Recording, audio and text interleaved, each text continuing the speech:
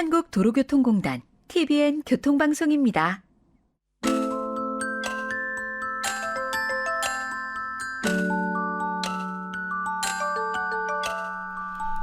약 30만 개의 부품으로 구성된 자동차는 부품 하나하나가 맞물려 조화를 이룰 때 잘 달릴 수 있습니다. 만약 단 한 개의 부품이라도 이상이 생겨 제대로 작동하지 않는다면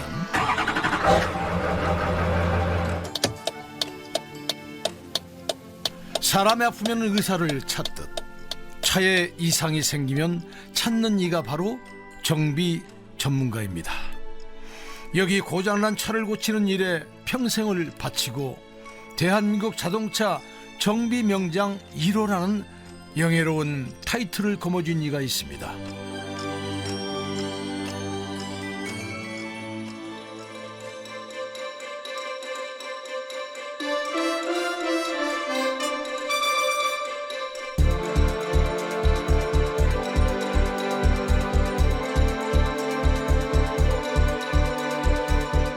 TBN 스페셜 도로 위의 숨은 영웅 19화 자동차 정비에 담긴 인생길. 김관권 한국폴리텍 1대학 명예교수 네 번째 이야기.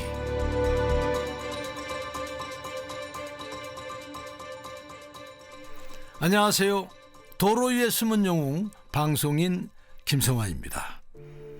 대한민국 자동차 정비 명장 1호 김관권 한국폴리텍 1대학 정수 캠퍼스 명예 교수에겐 큰 아픔이 있었습니다. 정비 명장 1호라는 명예도 얻었고 대학 교수로 승승장구하던 그때 뜻밖의 사고로 머리를 다치게 된 겁니다. 후유증으로 휠체어 신세까지 지게 되는데요. 이 때문이었을까요? 그는 장애인 자동차 정비에 관심을 갖게 됩니다. 장애인 자동차를 봉사를 시작했죠. 언제부터 했냐면요. 98년부터 했어요. 어떻게 하게 됐냐면은 저는 남들처럼 배움을 이어오질 못했잖아요. 그러니까 텔레비를 보는데 어떤 사람이 장애인이 교통신호 지키면은 냉장고를 타더라고요. 근데 처음은 그냥 넘어갔는데 몇 번을 보니까 맞아, 저런 사람한테 해야 되겠다. 그래가지고 시작을 하게 됐는데 이거 어떻게 알려야 되겠어요? 그래가지고 구청에다 물어봤죠. 구청에다 물어보니까 그 당시 용산구에 장애인 차 등록이 뭐 몇백 대더라고요. 그래서 실은 내가 이래저래 해서 봉사를 하고 싶은데 좀 지역에서 하고 싶다고 했더니 그거 개인정보를 안 가르쳐준대요. 그래가지고 제가 전단지를 만들어서 동마다 좀 넣어주라고 했죠. 저는 숨은 양심을 찾기 위해서 횡단보도 앞에 나와 있습니다. 섰다. 파란불인데도 섰거든요. 끝까지 서셨는데 신호를 지키기 위해서 서신 겁니까? 예. 수많은 운전자가 그냥 지나쳤던 횡단보도 앞 정지선. 유일하게 그 선 앞에서 멈춘 장애인 운전자를 TV에서 본 후 김 교수는 제자들과 함께 장애인 차량 정비 봉사를 하기로 마음먹게 됩니다. 그때의 결심이 올해로 27년째 이어지고 있는데요. 지금까지 3,000명이 넘는 장애인들이 그에게 무료 자동차 정비를 받았죠.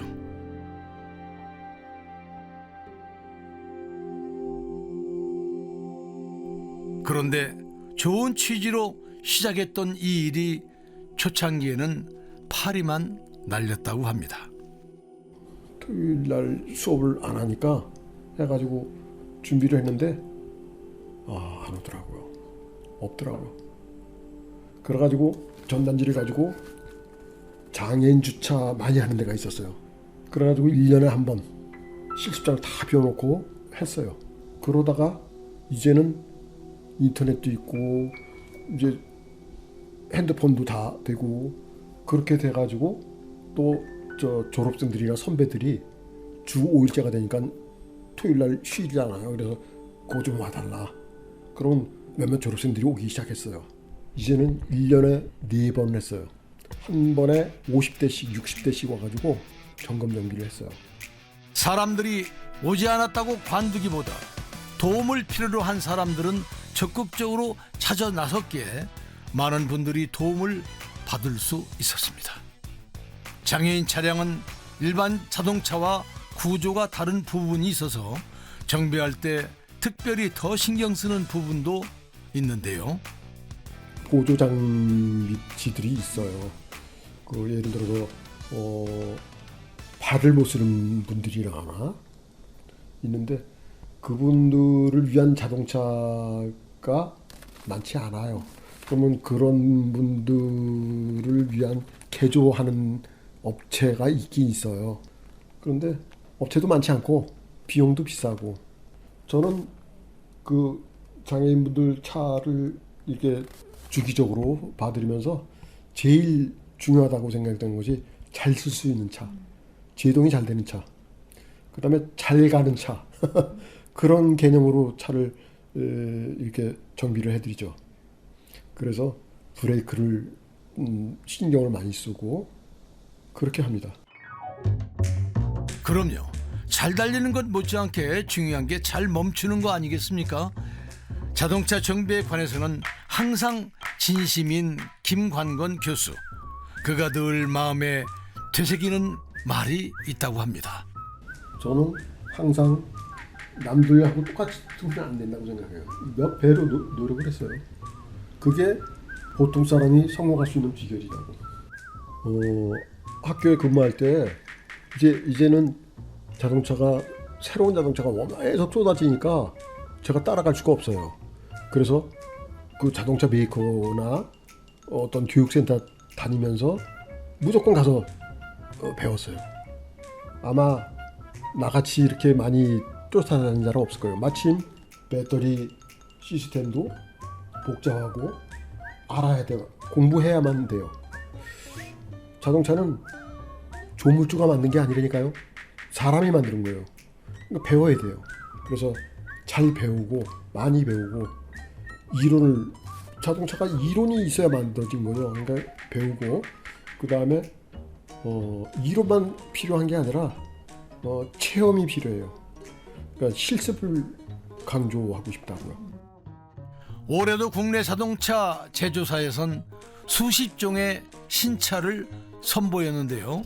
앞으로 대세가 될 전기 자동차, 자율주행 자동차는 최고의 정비 전문가인 김 교수조차 긴장하게 만든다고 합니다. 기술이 하루가 다르게 발전하고 있기 때문에 잠시라도 공부를 소홀히 하면 정비할 엄두를 내기 힘들어진 거죠. 정비가 자꾸 어려워지고 있어요. 거기다가 이제 무선으로도 인터넷으로도 전기차도 그렇지만은 자율주행차라든가 이런 식으로 첨단 전자장비가 많이 들어오니까 이제 정비가 힘들어요. 이런 차들을 진단하려면 진단 장비가 또 있어야 돼요. 그거를 또 배워야 돼요. 하고 싶은데 진단할 수 있는 장비가 몇 천만 원짜리가 필요한데요. 그러니까 일반 업체에서 그런 차들이 가끔 오는데 그 장비를 갖추기가 어려운 거예요. 할수록 어렵고 심오해지는 자동차 정비의 세계.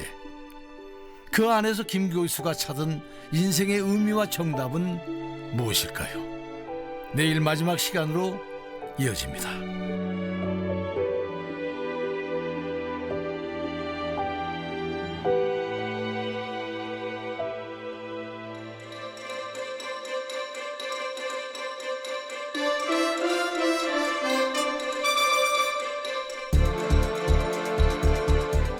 TVN 스페셜 도로 위의 숨은 영웅 19화 자동차 정비에 담긴 인생길 김관건 한국폴리텍 대학 명예교수 네 번째 이야기를 마칩니다.